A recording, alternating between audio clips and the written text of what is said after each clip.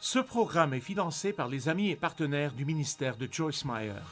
Si vous regardez d'un œil trop surnaturel ce que signifie être dirigé par le Saint-Esprit, vous manquerez souvent ce que Dieu veut vraiment que vous fassiez, car souvent, la manière dont Dieu nous parle et traite avec nous est beaucoup plus normale que vous le pensez.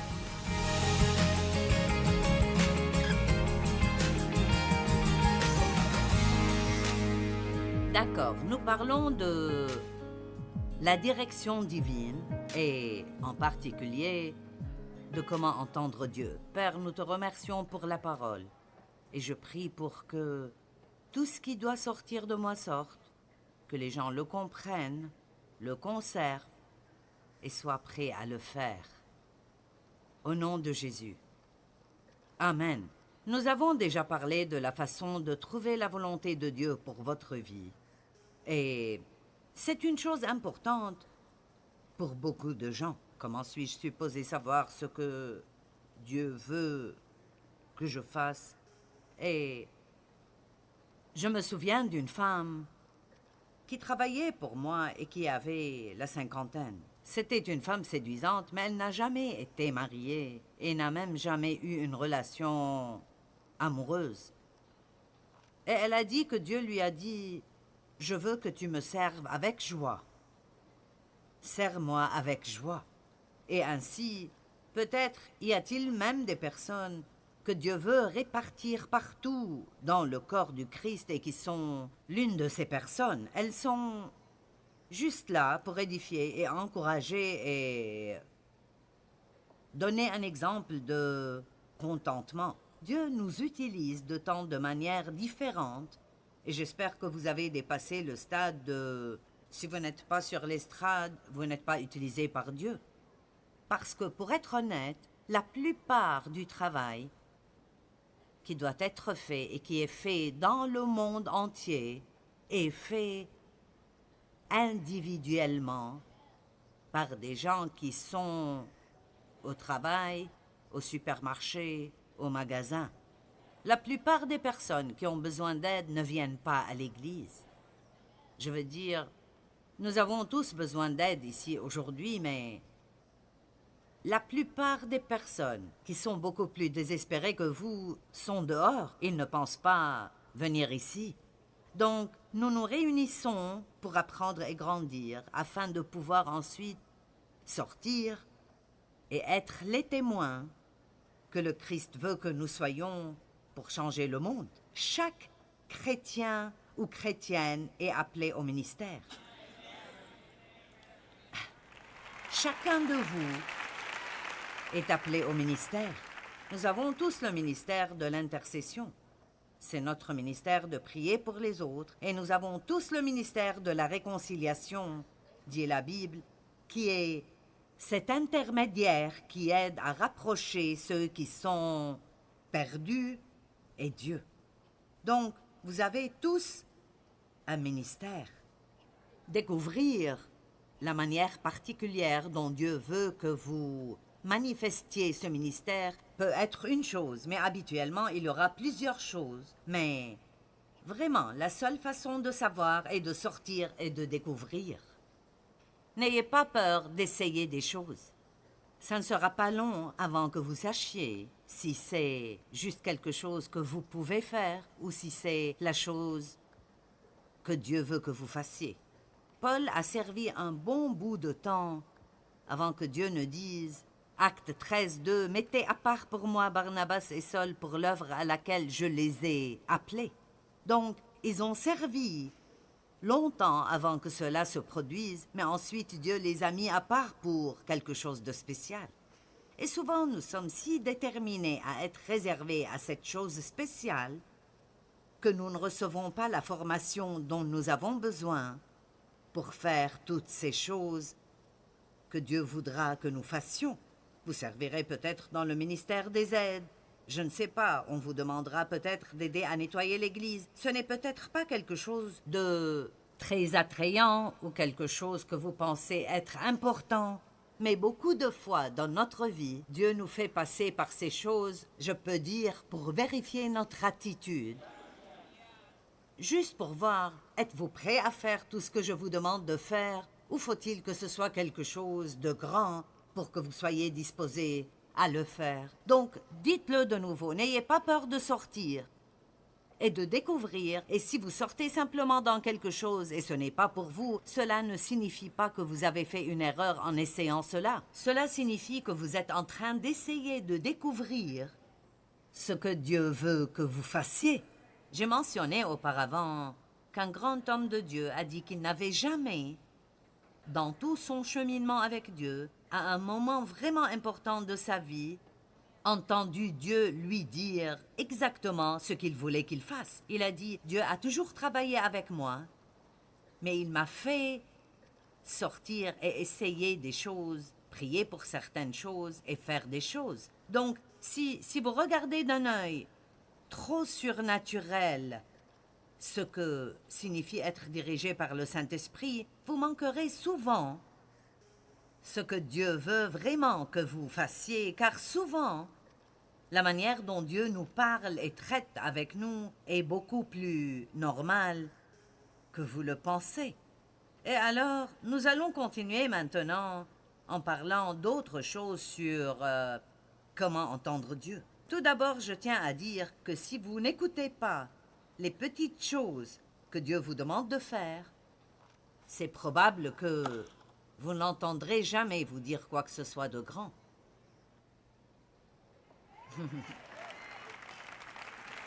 Amen. Vous avez entendu certaines de ces histoires. Donc je ne vais pas en parler trop longtemps, mais lorsque Dieu a commencé à m'appeler au ministère dans les années 70, j'avais déjà 3 enfants et il est évident que je ne pouvais pas aller à l'école biblique. Mais même si vous ne pouvez pas aller étudier pour être formé pour le ministère, vous pouvez toujours aller à l'école du Saint-Esprit. Vous pouvez toujours demander à Dieu de commencer à vous entraîner là où vous êtes, dans tout ce que vous faites. J'étais une femme au foyer et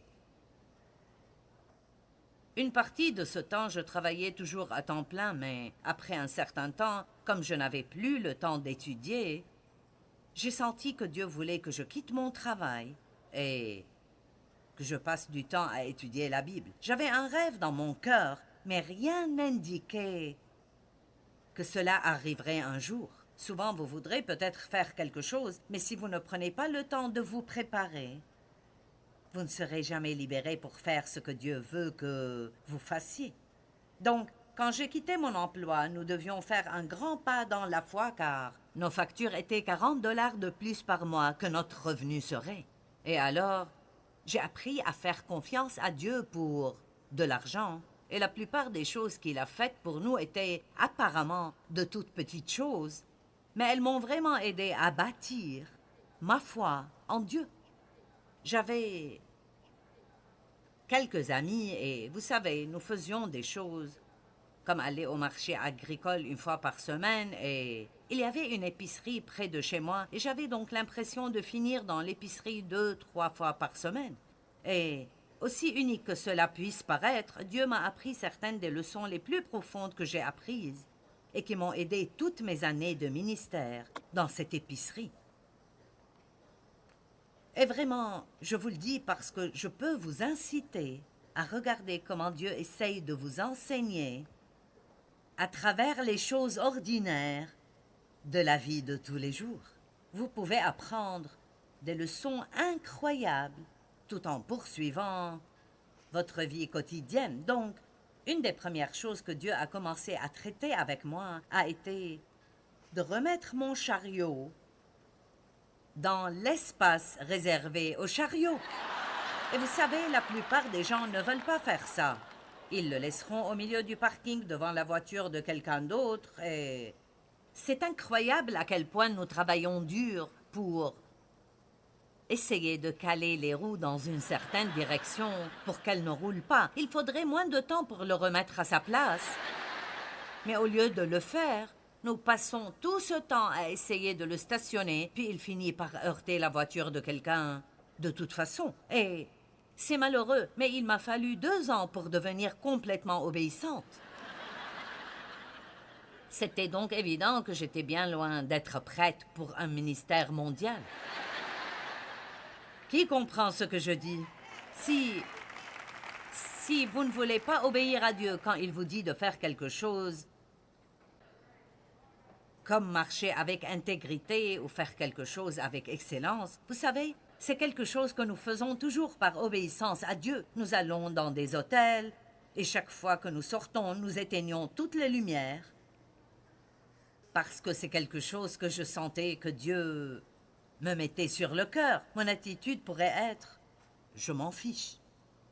J'ai payé la chambre, ils doivent payer les factures. Mais vous voyez, quelle que soit la façon dont vous traitez les autres, vous semez une graine qui va vous revenir à un moment de votre vie. Donc, je n'étais pas à l'école biblique, mais c'était des leçons que Dieu m'apprenait. Il m'apprenait comment être excellente, il m'apprenait comment être honnête. Une autre chose qu'il m'a apprise à l'épicerie est... quand nous avions un budget très serré de 70 $ par semaine.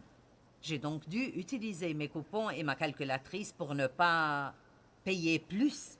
Et vous avez tendance, lorsque vous allez à l'épicerie, surtout si vous avez faim, à mettre plein de choses dans votre panier. Et quand vous arrivez au dernier rayon, vous réalisez que vous ne pouvez pas tout payer. Et vous devez donc décider ce que vous pouvez garder et ce que vous ne pouvez pas garder. Et moi, comme beaucoup d'autres personnes à cette époque, je prenais simplement ce que je ne voulais pas et le mettais n'importe où dans le magasin. Vous savez, c'est pour cela que vous trouvez une laitue avec les produits de nettoyage à l'épicerie. Ce sont des gens qui sont comme j'étais, qui font ça. Eh bien, vous savez, je ne voulais pas aller du rayon du lait et des œufs qui se trouve là-bas jusqu'au rayon de légumes et fruits, vous savez, pour remettre une laitue. Pourquoi? Parce que nous sommes paresseux. Et je ne voulais tout simplement pas... Et je me fichais que quelqu'un d'autre doive nettoyer derrière moi. Donc c'est une autre chose que Dieu m'a enseignée.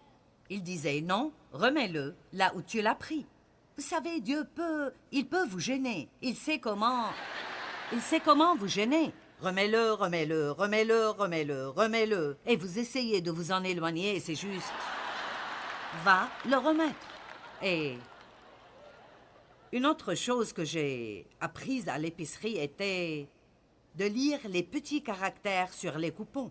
Par exemple, je me souviens qu'ils avaient très souvent des poules en vente, 3 pour $1 ou quelque chose comme ça. C'était depuis longtemps que vous obteniez 3 poulets pour $1. Et puis, vous savez, quand vous devenez chrétien, un chrétien sérieux, vous commencez à remarquer les petits caractères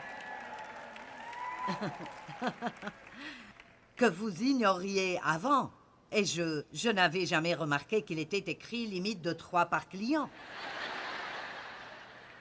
Eh bien, je ne voulais pas 3 poules, je voulais remplir mon congélateur de poulet. Donc, j'emmenais mes enfants au magasin avec moi et chacun d'eux mettait 3 poulets dans son panier. Dave en amenait 3, les enfants en amenaient tous 3, j'en amenais 3. Nous avions tous nos coupons, et puis le Saint-Esprit a commencé à me convaincre. Je veux dire, dois-je être convaincue pour du poulet? Est-ce que je n'ai pas des choses beaucoup plus importantes dans ma vie que du poulet? Et il me rappellerait ces petits caractères. J'ai su que j'avais un problème un jour quand j'étais dans une file pour payer pour mes poulets et je me suis dit, je ne pense pas avoir donné assez d'argent à ma fille pour la taxe. Et mon cœur a commencé à battre, de peur que le caissier se rende compte que je faisais quelque chose que je ne devrais pas faire. Et donc, j'ai commencé à apprendre, si vous sentez que vous devez cacher quelque chose ou vous sentez que vous faites quelque chose de mal, cela signifie que c'est le cas.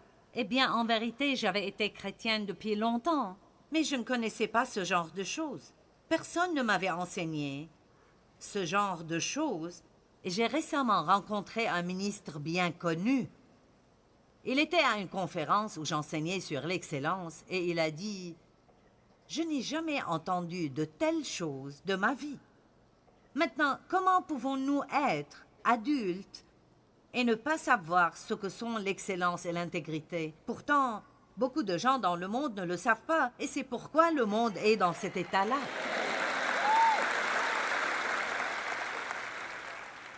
Et je me souviens aussi que Dieu m'a enseigné que quand je suis dans un magasin pour faire du shopping, vous savez combien de gens font tomber des vêtements, des cintres et les laissent par terre reposer. Et Dieu a commencé à me dire de les ramasser et de les remettre sur les cintres. Et je me suis dit, pourquoi devrais-je ranger après quelqu'un d'autre? Cela n'a aucun sens. Mais ensuite, j'ai senti que le Seigneur m'a dit, « Eh bien, voudrais-tu que quelqu'un range ta pagaille un jour ?» Et donc maintenant, Dieu pourvoit, et cela depuis des années, toute l'aide dont j'ai besoin pour que je puisse faire ce que je fais. Écoutez-moi bien. Parfois, quand vous, ou nous, quand nous désobéissons à Dieu dans certaines de ces petites choses, nous ne réalisons pas vraiment que nous nous créons un problème que nous devrons régler plus tard. Donc, quand Dieu vous donne une petite chose à faire, gardez en tête que, quoi que Dieu dise, ce n'est pas quelque chose de petit. Donc, si Dieu décide de vous en parler, alors c'est une grande chose, une chose importante dans votre vie. Et vous devez simplement obéir avec l'obéissance des enfants. Amen. Tout comme un petit enfant. Cela peut sembler stupide, une obéissance enfantine. Je pense que rien ne nous lie plus étroitement avec Dieu dans une relation proche que d'être un enfant de Dieu qui est prêt à faire de petites choses apparemment stupides juste parce que vous croyez que c'est ce que votre Père veut que vous fassiez. Je répète, si nous n'obéissons pas à Dieu dans de petites choses, nous allons probablement manquer beaucoup de choses importantes que nous aimerions faire. Que pensez-vous de si quelqu'un vous rendait trop de monnaie? Est-ce que vous la rendez ou vous pensez « Oh mon Dieu, Dieu me bénit » ?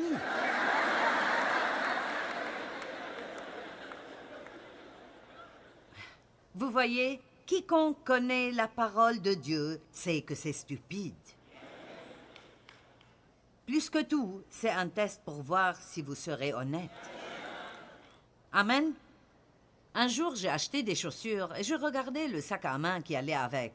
Je voulais le prendre et j'ai décidé de ne pas l'acheter. De retour chez moi, le gars l'avait accidentellement mis dans mon sac. Vous savez, d'une certaine manière, c'est un peu irritant quand une autre personne commet une erreur. Et vous devez maintenant perdre votre temps et de l'essence pour réparer cela. Mais je savais que je devais le faire. C'est ainsi que nous entendons Dieu. Combien de fois savez-vous ce que vous devez faire? Vous n'avez pas besoin d'une série de prédications. Vous savez, dans votre cœur, ce que vous devez faire. Eh bien, une des façons principales dont Dieu nous parle est à travers ce que vous savez. Je n'ai pas besoin d'expliquer comment vous le savez, mais vous le savez. Vous savez si vous devriez ou ne devriez pas faire cette chose. C'est ce qui fait que notre relation personnelle avec Dieu est précieuse et excitante quand vous marchez avec lui tous les jours, habituellement, lundi, mardi, mercredi, jeudi, vendredi, samedi, dimanche, lundi, mardi, mercredi, jeudi, lorsque vous marchez avec lui dans votre vie quotidienne ordinaire, et vous voulez lui obéir de tout votre cœur et être le genre de personne qu'il veut que vous soyez. Ne vous fixez pas sur le fait d'avoir un grand ministère. Si vous êtes appelé à avoir un grand ministère international ou à être sur une plateforme pour faire quelque chose de magnanime, c'est merveilleux. Mais sachez que vous ne réussirez jamais à le faire si vous ne faites pas ces petites choses. Cela fera toujours partie de la formation. Parce que la Bible dit que ce sont les petits renards qui ravagent les vignes. Je vais vous parler d'autre chose qui nous cause beaucoup de problèmes. Je ne vais pas me concentrer sur ceci, mais je pense que c'est l'une des choses qui nous empêche de bien entendre Dieu. Essaye d'avoir une attitude de plainte négative. Écoutez-moi. Je pense que si quelqu'un pouvait passer à travers une journée entière sans se plaindre du tout, ce serait un miracle exceptionnel de Dieu. Amen. Je parie que Dieu vous a parlé à tous, y compris moi, des centaines de fois dans votre vie. Ne dis pas ça. Personne? Je suis la seule? Vous savez, je me prépare à dire quelque chose. Parfois, je remarque que je me prépare à dire quelque chose et le seul but est d'attirer l'attention sur moi. Vous savez, parfois nous voulons dire quelque chose de mignon, d'intelligent ou d'amusant, mais c'est vraiment pour attirer l'attention sur nous-mêmes. Lorsque vous pouvez commencer à être vraiment très honnête avec vous-même et à vérifier pourquoi vous faites les choses, vous pouvez commencer à mûrir rapidement. Et c'est arrivé souvent dans ma vie que Dieu ait simplement dit « Tu n'as pas besoin de dire ça ». J'aurais aimé pouvoir dire que je suis toujours obéissante et que quand il me dit de ne pas dire quelque chose, je ne le dis pas, mais je ne suis pas encore là. Dieu merci, je ne suis pas là où j'étais, mais je ne suis pas là où je dois être non plus. Cependant, je suis heureuse de continuer à progresser. Tout cela est destiné à nous aider à être plus obéissants. Vous savez, la Bible dit « Arrêtez et sachez que je suis Dieu ». Et donc, beaucoup de ce savoir est un type différent de savoir. Ce n'est pas une tête qui sait, c'est un cœur qui sait. Une grande femme missionnaire. Je ne connais pas son nom, je ne l'ai même pas écrit, je ne sais pas si vous la connaissez, mais elle a fait des choses formidables dans le domaine des missions. Lorsqu'on lui a demandé comment elle savait quoi faire, j'ai adoré sa réponse comme un enfant. Elle a dit « Oh, je ne sais pas, j'ai juste ces notions WANT ». Et j'ai pensé que c'était bien. Vous savez, Dieu nous parle parfois en nous donnant simplement une idée. Mais il y a quelque chose d'un peu différent dans cette idée. Ce n'est pas juste comme une idée dans votre tête. Il y a quelque chose de plutôt spécial dans cette idée. Pendant la pause, j'ai discuté avec quelqu'un à propos de comment je décidais et je savais ce que je pense devoir enseigner ou prêcher dans une réunion donnée que je conduis. Et je fais ça depuis très longtemps. Je veux dire, je pense qu'il y a eu un temps où j'ai enseigné 13 messages différents en un mois. Eh bien, comment puis-je savoir ce qui convient à chaque groupe? Je sors parfois des messages que j'ai prêchés au cours des dernières années, et parfois je le fais juste pour voir s'il y a un sujet qui semble correspondre. Vous savez, quand vous marchez avec Dieu et vous faites ce que Dieu veut que vous fassiez, cela semble juste. Je me sens juste à l'aise. Vous savez, personne n'aime porter des vêtements inconfortables. Nous aimons être à l'aise, et j'aime être à l'aise dans ma relation avec Dieu. Et alors, parfois, il faut essayer quelques petites choses avant d'arriver à ce qui vous rend confortable. Donc, vous pouvez savoir ce que Dieu veut que vous fassiez juste avec « Est-ce que je suis à l'aise avec ce sujet? » Donc, je peux avoir prêché une série de messages à un moment donné et penser que c'était vraiment le message le plus génial. Maintenant, peut-être 4 ou 5 ans plus tard, je peux les revoir et dire « Je vais prêcher cela de nouveau. Ce sera vraiment bien. » Et je peux commencer à regarder les notes et elles ne résonnent pas dans mon cœur. Elles ne m'intéressent même pas. Alors pourquoi cela intéresserait quelqu'un d'autre? Mais ensuite, je pourrais prendre les mêmes notes 2 mois plus tard et alors elles résonnent en moi.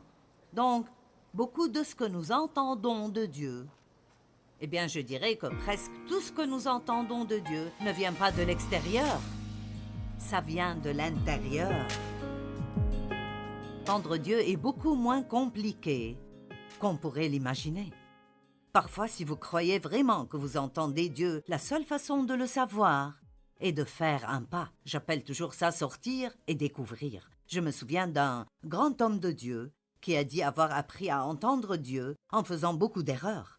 Et c'est vrai, parfois vous ne faites jamais rien si vous avez toujours peur de faire des erreurs.